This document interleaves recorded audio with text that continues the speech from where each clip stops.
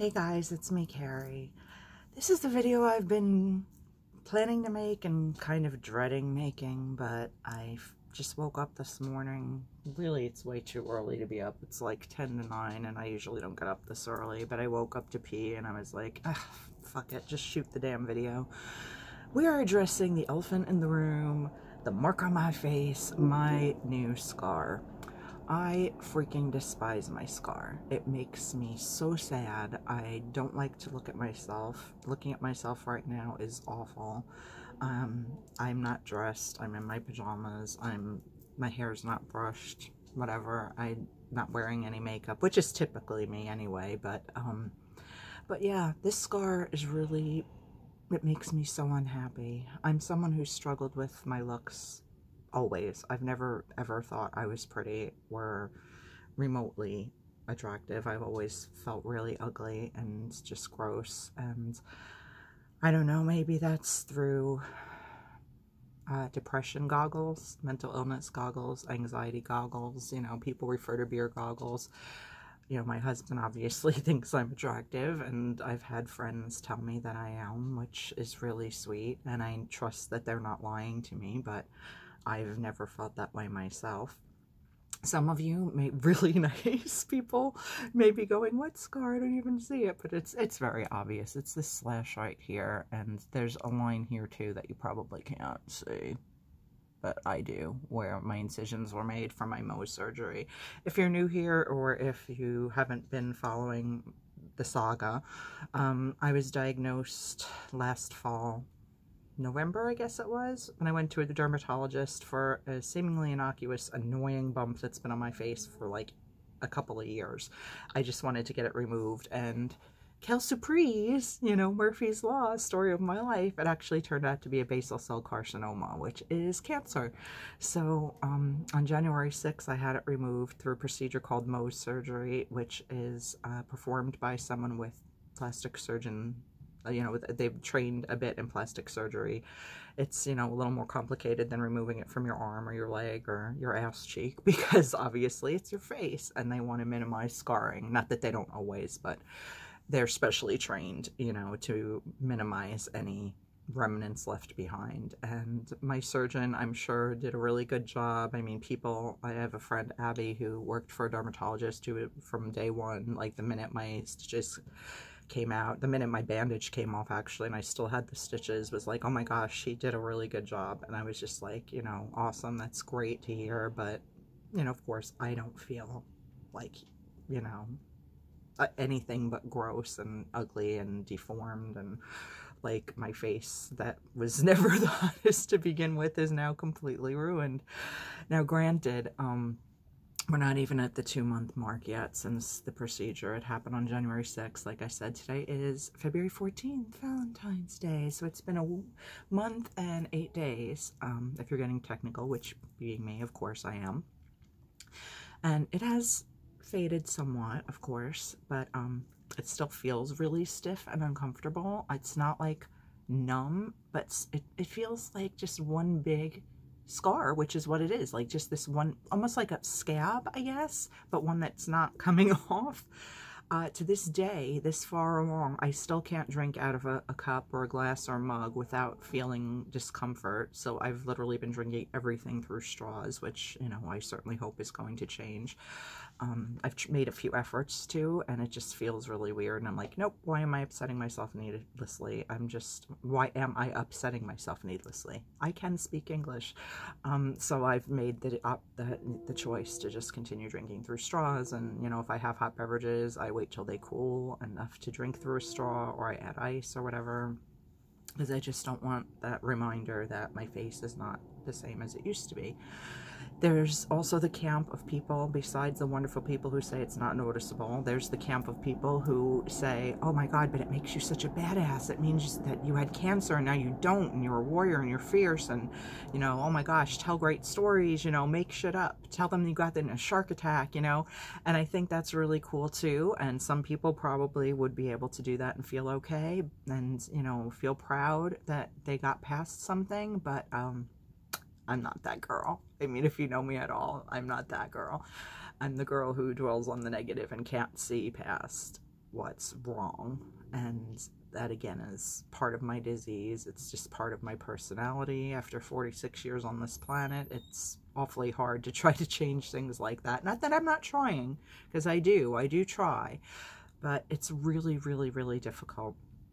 So to be sitting here right now talking to you about this and looking at myself in, you know, somewhat decent light in my old sitting spot where I record at my desk, because I somewhat cleared the crap off of it, I feel so gross. I feel so unattractive. I feel like it's all people say. And I've actually had someone give me the example, and I thought of this myself. I know this in no way compares to someone who's had cleft palate surgery, but I've, you know, compared myself with, like, say, a Joaquin Phoenix. Now, Joaquin Phoenix is a handsome man. He's obviously highly successful. He is an Academy Award winner now. I've never looked at Joaquin Phoenix and just went like, oh, wow, he had cleft palate surgery. I just look at him and say, wow, he's a great actor. But I feel like it's, again, for me, it's the elephant in the room. It's just all I see when I look at my face. And plus, I've not been wearing lip balm, except for one particular one that I know is based of, for the most part, petroleum jelly. And probably most of them are, because it's a chemical and it's a preservative and yada, yada, yada. But for some reason, it's only this one mint one that I got for free from, like, a dental office at a street fair that I've been wearing. And what I do is I put it on my bottom lip and then rub my lips together, because I'm so afraid of getting something in this area, even though it's not an open wound at this point. And even though my sole directive from my doctor has been apply Vaseline, just grease it up, keep it greasy, was literally what one of the nurses said. So I've been doing that. It's not currently because it makes it shiny and more noticeable, so I wiped it off just to shoot this video. But typically it's covered or slathered in Vaseline several times a day, just, you know, for the healing process. And then once I go for my 6-week follow-up, which is going to be on the 26th, then we'll talk about, you know, scar prevention remedies or scar reduction. I mean, it can't be prevented, it's there, but reduction. And he said, honestly, it won't be till about 3 months post-op that, you know, you may start to see, like, the final result. It could continue to improve now for another, you know, another 3 weeks, I guess. That'll be till 3 months. Yeah, because no longer than that. I'm sorry, because yeah, we're only just past a month. We're a month and, what did I say, a month and 8 days. So no, I'm sorry. No, we have a lot more time for it to improve, and I'm hoping it does. And sorry I sniffled, but yeah, so that's why I've been primarily shooting videos where I'm not on camera, because I never felt attractive to begin with, and now I feel extra gross. I don't like looking at myself, but I felt it was important to address. And it's funny, it's really funny, but it also makes a whole lot of sense. I know beauty's only skin deep. You know, if I was looking at someone else that had this scar, I'd probably be like the people that says, what, you know, say what scar? You know, you just look like you. But I think we're all our own worst critics. I think even the most beautiful people on the planet, which I'm certainly not remotely one of them, even look at themselves and think of, you know, well, geez, if only I didn't have this, if only I could change that. Maybe not. Maybe there are really well-evolved, positive, optimistic people who just see what they like about themselves and don't dwell on the negative. I mean, I'm sure they exist. They must. The world would not still, you know, have... The world would have been blown up by now if everybody had my attitude. They'd just be like, fuck it all, and just push the button and we'd be done with it. So there obviously are optimists out there and realists out there. And I acknowledge that I'm not a realist either. I am a pessimist. I'm a full-blown pessimist. I can't even see things, you know, in the gray area at all. Everything is completely black or completely white, and very rarely is it white. It's usually completely black, because that's just the filter through which I see the world. People have rose-colored glasses they talk about. I have black glasses that I just look through and just see darkness all the time. Not all the time. I'm getting better. Occasionally the darkness will lighten just a little bit, or I'll have like a brief window where like I Windex the shit out of these things and suddenly I can see things clearly, like the way they're supposed to be seen, but that doesn't generally last very long. So maybe there are people that would have this and be like, oh my God, that's nothing. I mean, there are people who've had obviously far more serious surgeries than I and have far more serious scars than I, who live wonderful, productive, happy lives, and they don't focus on that, and they're not as, you know, vain as I am, I guess, you know. And I'm not really vain, but when you look at your face, I mean, you look at your face every morning when you brush your teeth, if you brush your hair, if you put on makeup, you know, you can't help but see your face during the day. You know, if you're a person that takes a lot of selfies like I do, which I still am kind of doing in spite of the fact that I hate how I look right now, obviously you're going to notice your flaws, and this is a huge one. And it, you know, it doesn't make me proud that cancer's out of my face. I mean, I'm grateful, clearly, you know, and, I wouldn't rather have cancer. I mean, duh. But I would also really not, you know, I'd prefer for this to not be here. And I could just see my face that I was never that happy with before. But comparatively speaking, I was a lot happier with than this face. So I'm really hoping it continues to improve a lot. But yeah, it's like I said, it's been the elephant in the room for months. Well, for, what did I say, a month and 8 days. And I don't want to like keep you guys in the dark. I have been on camera at least once last week when I shot my little quickie Dunkin' review video, standing outside the mall for like 2 minutes. But I haven't really addressed this in the depth that I've wanted to with you guys. And again, I want to emphasize, if you have a scar on any part of your body, or any type of what you consider a deformity or an imperfection, trust that if we met and I saw you, I would love you for your spirit. I would love you for your heart and your soul and who you are on the inside. And I would think you're beautiful because you're kind, or because you're compassionate, or because you're warm, you're funny, you're whatever. I wouldn't sit there and go, oh my gosh, she's ruined because she has a scar, or he's damaged because he's got, you know, flaws. I wouldn't. I promise you I wouldn't. I'm not that girl. But when I look at me, like I said, I'm my own worst enemy. I'm my own harshest critic. All I can go is, God, this face that was like just middling to begin with is now even more fucked up. I hate that. I hate that. I was finally starting to feel somewhat comfortable with myself after 46 years. So I'm really hoping that it gets a lot better. But I didn't want to not discuss this with you guys. It's important to address. Like I said so many times now, it is the elephant in the room. It was important to me to share that with you guys and let you know that if you're struggling with something like this, you're not alone by any means. And there are people that understand and are supportive and care about you and love you and want you to know that, you know, there are safe places to go to talk about this stuff. You know, my husband's kind of like frustrated with me discussing it because he just still sees me, and he just still thinks I'm his beautiful wife, and he is the most compassionate, kind-hearted, wonderful, patient man I've ever known in my life. So basically now I just talk about it with my therapist, and just, you know, I mention it sometimes still to Brian, but he's just like, just stop, you're still you, you know.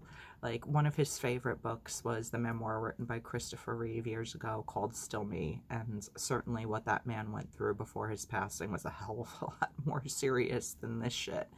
This is like, you know, a paper cut compared to what that man went through. And I know I am still me. I still have a good heart. I'm still incredibly compassionate. I'm generous. I'm kind. I'm intelligent most of the time. You know, I have good qualities. I'm loyal as fucking hell. Like, once you're in with me, unless you really screw me over, you're my friend for life. You're my sister, my brother, my heart family. My only sibling passed away in 2012, so I'm like constantly on the lookout for new brothers and sisters to fill my heart space. So I know I have really good qualities, and I can say that without any ego or conceit, because I do know that that's true about me as well as this. But, and could I say about 60,000 more times? At least I'm not saying you know. I say you know a lot in conversation too, but generally not on video, so there's that at least. You'd think I was a California girl and not a New Yorker. But anyway, I'm going to stop this now because I'm just belaboring the same point. But I just want you guys to know that if you have something that you consider a flaw physically, please know that my P is upside down. Okay. That sounds weird.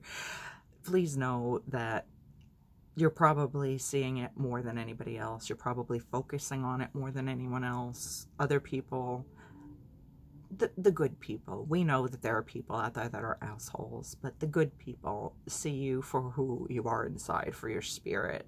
I mean, technically, I even realize that this is all just a shell. This is just what holds in your soul, what holds in the parts of you that matter. And some people, you know, maybe get outer coverings that the world judge more attractive than other people. I mean, but again, that's all, you know, that's all relative. There are people that I think are gorgeous that other people might say are meh, you know, whereas people that I think are not necessarily the most attractive, other people, you know, are married to them and love them, and they're their best friends, and they're, to them, the epitome of beauty. We all see things through our own filters. But my point is, I do have the Cancer out of me, and I'm grateful for that. Above all things, I am grateful beyond for my incredible husband, who, again, still just sees me as me, and that's extraordinary, and I love him to pieces. I'm grateful for my mother, who, even though she generally chooses the wrong ways of expressing it, I know feels the same way. And my amazing friends, my heart family, who have been so supportive of me. It's just, I'm so blessed and lucky to have you guys. And when I say the word blessed, I know I've told you this before. I don't mean it in like a holy roller way. I don't know what I believe. I've always said I'm more spiritual than religious. I don't practice a religion, though I was raised in the Protestant Episcopalian Church, to be specific. You know, my father was raised Jewish, and as an adult he was agnostic. You know, my mother is Protestant and certainly doesn't go to church, you know.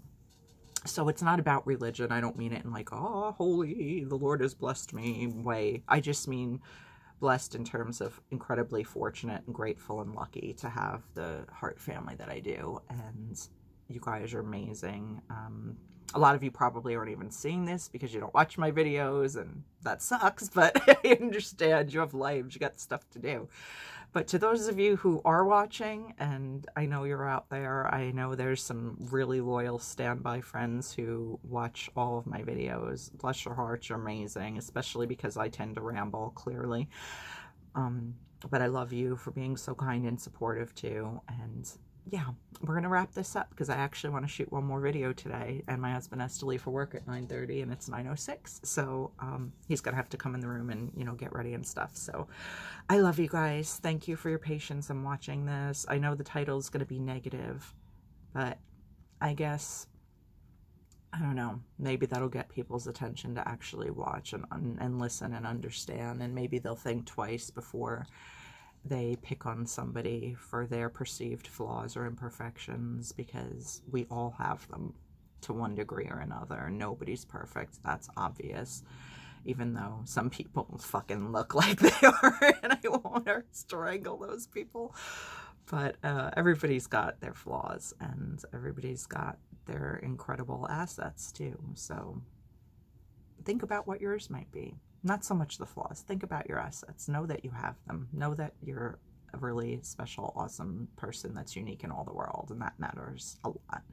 And the world is better with you in it, okay? So, unless you're a total asshole, in which case, but no, I'm kidding. Mostly. All right, shutting up now. I love you guys. Thank you for watching. I'll be back soon with more stuff. Bye.